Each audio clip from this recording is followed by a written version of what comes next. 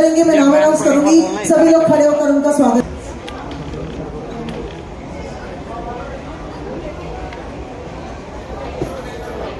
राजेश जी हमारे बीच में आ चुके हैं, जो एंटी क्राइम ब्रांच में है, और बहुत बहुत स्वागत है सर, आप भी मंच पर आ जाएं। जोरदार तालियों से स्वागत कर दीजिए राजेश कुमार जी का, जो कि एंटी क्राइम। स्वागत, आइए सर, इनका वेलकम करेंगे। डॉक्टर शांति जी हमारे बीच में है। डॉक्टर जितेंद्र शांति जी के लिए आइए, अनिल जी प्लीज कम। तो आज जो अवार्ड दिए जा रहे हैं ही हीरोज एंड शी हीरोज, गगन जी का वेलकम करेंगे। जोरदार तालियां हमारे कैप्टन साहब ह्यूमैनिटी क्लब के गगन खन्ना जी, कॉन्ग्रेचुलेशन शांति जी। एक बार और दीजिए इनको। मैं चाहूंगी शांति जी दो शब्द कहें। आज ऐसा मौका है, आज रानी लक्ष्मीबाई सम्मान समारोह है। ही एंड शी हीरोज को आज सम्मानित किया जाएगा शांति जी के हाथों से। अनिल लाखपा जी हमारे स्ट्रेटेजी एड, एक बार जोरदार तालियां।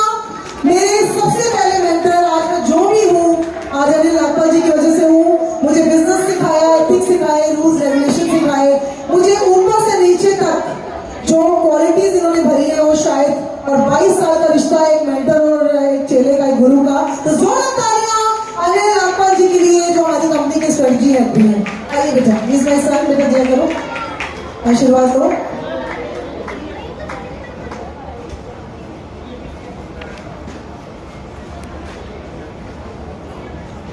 मैं चाहूंगी दो शब्द शांति जी कहें, और उसके बाद हम अवार्ड्स का सिलसिला शुरू करेंगे।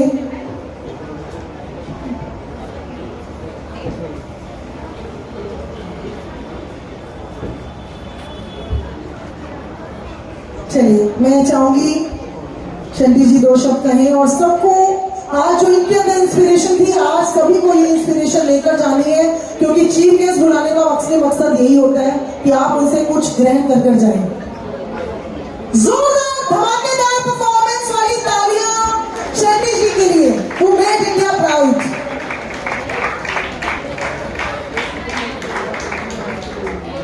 थैंक यू नीरू सैगल जी, मुझे यहाँ पर लाने में आपकी मदद रिद्धि बहन जी ने भी की, उनका भी धन्यवाद। रिद्धि लूथरा जी मंच पर आ जाए। रिद्धि लूथरा जी वो भी मंच पे आ गए। रिद्धि जी द्वारका से कीर्ति बहन जी भी आए हुए हैं। बहुत ही अथक प्रयास से इतना बड़ा कार्यक्रम संजोया जाता है, और आप सब किस्मत वाले हैं कि फिर सब इकट्ठे रहते शुरू हो गए हैं। तो याद कीजिए ना, पिछले साल तक हम लोग पर्दा रखते थे, किसी को आंखों से पहचानते थे, किसी को आवाज से पहचानते थे। बहुत बड़े बड़े पैसे वाले भी अपनी औकात को छोटा करने पर मजबूर हो गए। सच्ची बात तो यह है,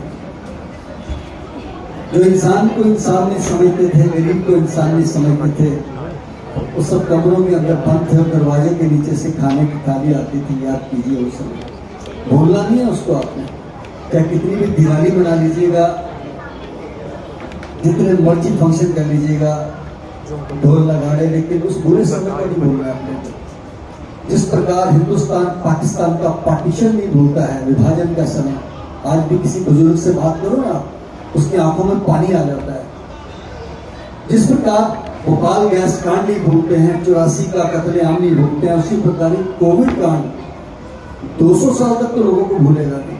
200 साल में इसलिए कह रहा हूं क्योंकि वो जो चीजें थी, जैसे पार्टीशन था, कुछ स्टेट्स तक सीमित था, पंजाब, हरियाणा, राजस्थान, दिल्ली तक, पूरे हिंदुस्तान को टच नहीं हुआ था। भोपाल गैस कांड का असर भोपाल में था, 84 का असर दिल्ली में, या दो स्टेट्स होते यूपी में, या डिफरेंट। लेकिन कोविड का असर, कोई कोना बचा नहीं कि विश्व का, कोई कोना नहीं बचा है। तो देश का कोई ऐसा व्यक्ति नहीं होगा जिसके या तो परिवार से, या रिश्तेदारी से, या दोस्ती से, या बिजनेस सर्कल से, या गली मोहल्ले से ना गया हो। ऐसा कोई बंदा समझता नहीं ऐसा कुछ बचा हो कि अगर वक्त रहते, जो हालात उस समय दिल्ली में बन गए थे, जरा याद कीजिए ना।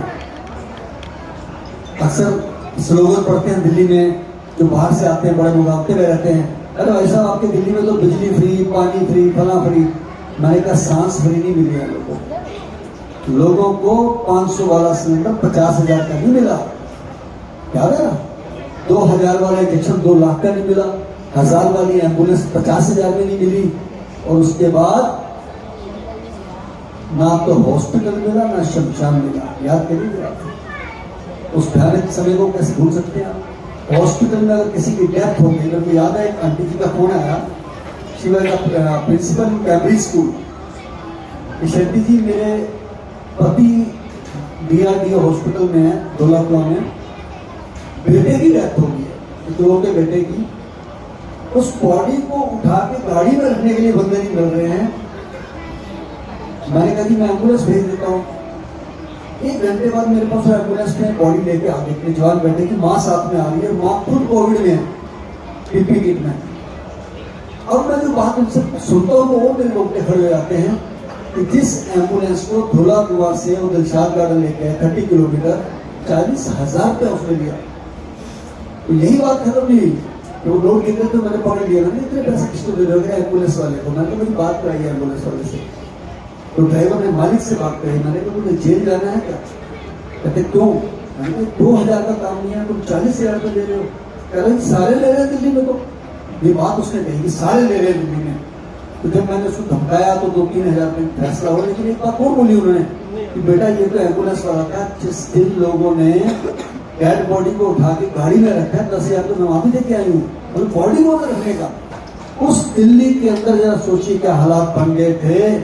अगर उस समय जब आपने बचपन में दूध की लाइनें देखी होंगी, याद है दिल्ली मिल्क स्कीम की लाइन होती थी, क्रिकेट के मैच की लाइनें देखी होंगी, लाशों की लाइनें कभी देखनी पड़ेगी, सोचा किसी ने नहीं। दिल्ली के अंदर राष्ट्रीय राजधानी में हमने देखा 200 लोग खड़े लाइन में, नंबर ही आ रहा है। तो उस दिल्ली के अंदर उस समय अगर देश के गृह मंत्री सड़क पर नहीं उतरते और मिलिट्री ना उतरती, शायद लाशें सड़कों के ऊपर पड़ी होती। निश्चित है बात, आपने देखा ना अपनी आंखों से समय, सोशल मीडिया पे देखा होगा, हम तो चलो अंदर के संचार में। इसके अलावा अगर समय रहते हमारे यहाँ पे वैक्सीनेशन नहीं आती, 200 करोड़ वैक्सीनेशन नहीं आती, तो शायद चाइना से भी बुरा हाल होता हमारे यहाँ। सोचिए आज तक लोग भुगत रहे हैं वहाँ पे, हमारी जो भी आर्थिक स्थिति है तो लाइन पे आ गई, वहां नहीं आई है बताऊंगा आपको। इसलिए उस पूरे समय को हमने कभी नहीं भूला है। मैंने, मेरे परिवार ने, मेरे स्टाफ ने जो भी सेवा की, ईश्वर ने दी वो सेवा, मेरे बस की नहीं थी। जो मुझे पद्मश्री दिया भारत सरकार ने, कि मुझे नहीं मिला है, सच बोलूंगा, ये मेरे वो ड्राइवर्स जहाँ बात जिन्होंने अपनी जान को बिल्कुल एकदम समझ लीजिए कि खोया अपनी जान को। मेरे ड्राइवर चले गए लेकिन वो डरे नहीं। मेरा बेटा खुद लंदन से पढ़ के आया, जो तो लगा रहा मेरे साथ, मेरा परिवार, मेरी फैमिली, और आप ऐसे लोग वेल विशर्स, ऐसे ऐसे लोग मुझे फोन करते थे जी। यहाँ से तो लाखों आते ही थे मैसेज फोन, लेकिन मतलब मैं बता नहीं सकता आपको, हर कंट्री से, तो हमारे अपने मजहब के तो आते ही थे। एक लेडी मुझे फोन करती है दोहा कतर से कि भाईजान आपका नंबर मैंने बड़ी मुश्किल से नेट से लिया है, और हम देखते रहते हैं सोशल मीडिया पे आपको। आज हमने मस्जिद में ना सारी लेडीज ने आप सबके लिए दुआ रखे कि अल्लाह ताला आपको शक्ति दे और आप डटने से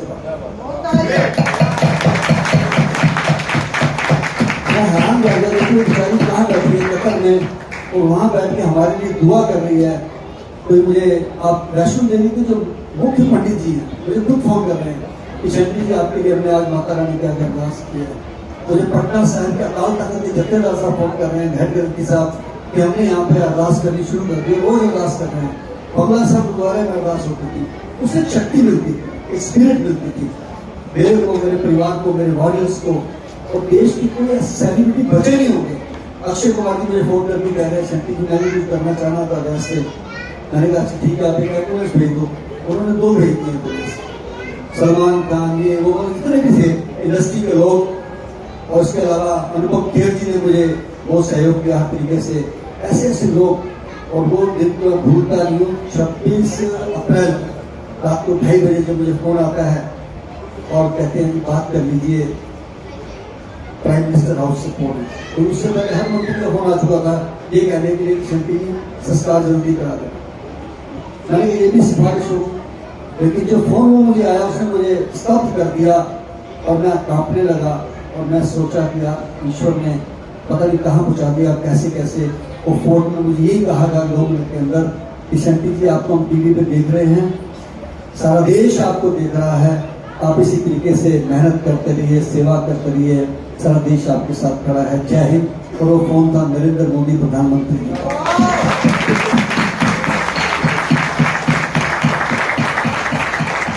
अगले दिन सुबह मुझे वेंकैया नायडू जी का फोन आया, उपराष्ट्रपति जी का।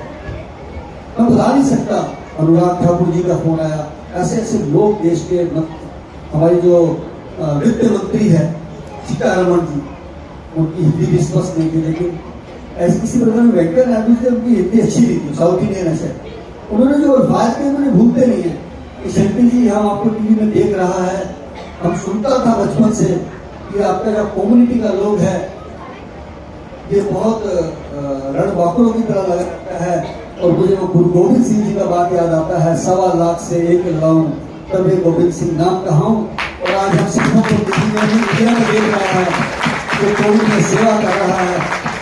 तो मैंने कह दिया, आपने मुझे आशीर्वाद दे दिया, बहुत बड़ी बात है।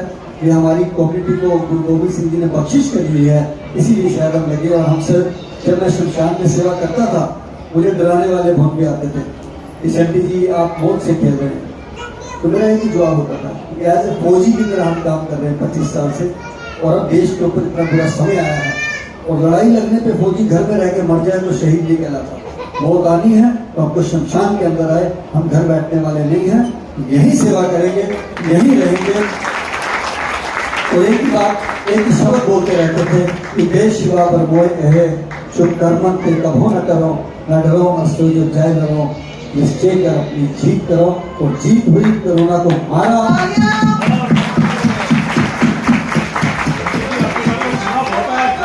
और देश में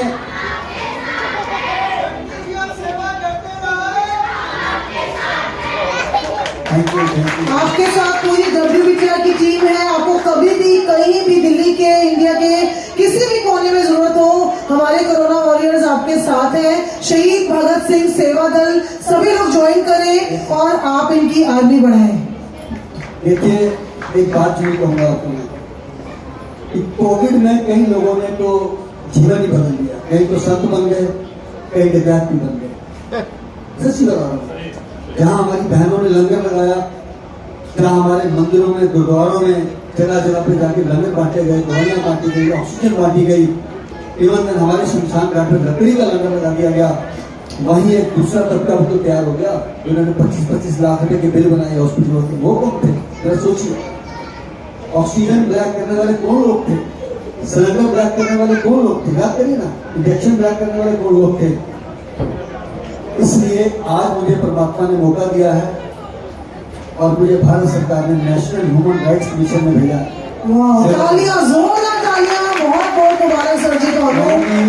कोर कमेटी में हूं मैं, और मैंने निश्चय किया है कि 3 बातों का बदलाव मैंने लेके आना है। नंबर 1, जो हॉस्पिटल लाखों रुपए का बिल बनाते हैं, उसके बाद जब पेशेंट की डेथ हो जाती है, डेड बॉडी देने से मना कर देते हैं, उसे बंदर बना देते हैं। कानून लेके आना है कि किसी भी पेशेंट की डेथ होने के बाद अगर पैसे नहीं है, अंडरटेकिंग लेके तो डेड बॉडी देनी पड़ेगी, 1 रुपया भी ना ले और डेड बॉडी को छोड़ना पड़ेगा। ये जोरदार तालियां। और दूसरी बात, हॉस्पिटल चाहे छोटा है चाहे बड़ा है, पहली बात तो अगर दिल्ली में 10,000 हॉस्पिटल है तो 9,800 के अंदर मॉर्चुरी नहीं है।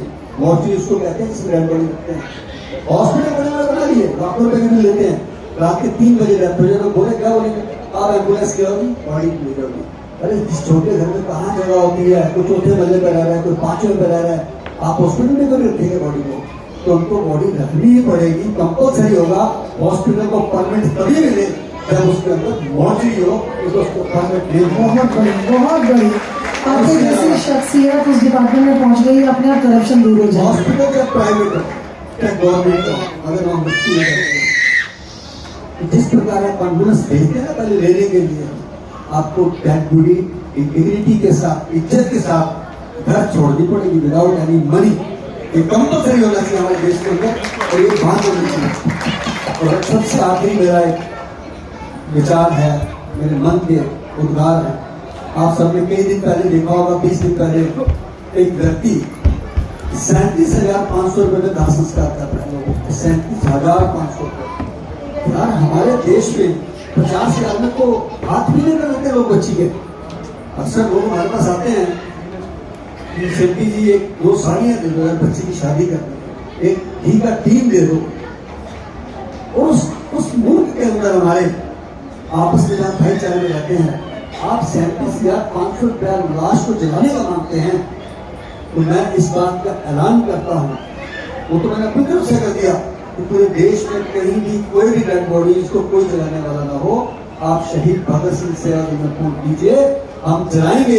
पर इससे बड़ी बात, इसका कानून पास करवाना है कि देश के किसी भी शमशान घाट में हमारे सनातन रीति के अनुसार मोक्ष के लिए कोई पैसा नहीं होना चाहिए। जोरदार तालियां, बहुत ही अच्छा कॉज। अगर कोई परिवर्तन, अगर कोई लकड़ी के पैसे नहीं दे सकता है तो उसका संस्कार 100% निःशुल्क होना चाहिए। इतना जलील कोई इंसान नहीं होगा कि घर में पैसे पड़े होंगे और 50 के साथ लेके जा रहा है, वहां कह रहे लकड़ी फ्री दे दो। मैं दावे से कह सकता हूँ, वही मांगेगा जिसको जरूरत है, उसका संस्कार फ्री होना चाहिए, उसको यह अधिकार होना चाहिए। मुझे पूरा गर्व है, हमारे प्रधानमंत्री जी इस बात को अप्रूव करेंगे, गृह मंत्री जी अप्रूव करेंगे, और जनता अगर मेरी बात को समर्थन करती है तो हाथ खड़े करके मेरा समर्थन करेंगे। भारत माता की जय, भारत माता की जय। मैं बहुत बहुत धन्यवाद करता हूँ बहन जी आपका, और आप इतने अच्छे अच्छे अवार्ड दे रहे हैं उसके लिए भी धन्यवाद। मेरे जैसे कुछ व्यक्ति को बुला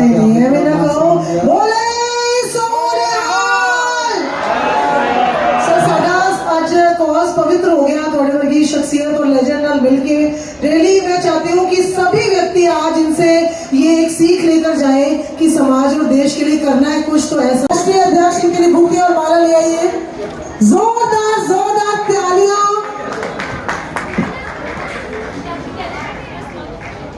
पौमा जी की जितनी तारीफ की जाए उतनी अच्छी है। मुझे नेशनल अकाली दल का नेशनल सीनियर वाइस प्रेसिडेंट इन्होंने नियुक्त किया और सोशल कॉजेज में हर कॉज को सरकार तक, क्राइम ब्रांच तक, सीबीआई तक पहुंचाने का काम, धरने देने का काम पौमा जी बहुत बखूबी करते हैं और नेशनल अकाली दल बहुत अच्छे कार्य कर रहा है। तो मैं बहुत बहुत स्वागत करना चाहती हूँ परमजीत सिंह पौमा जी का। गगन खन्ना जी का स्वागत करेंगे बुके देकर। जोरदार तालियों से स्वागत परमजीत सिंह पौमा जी का।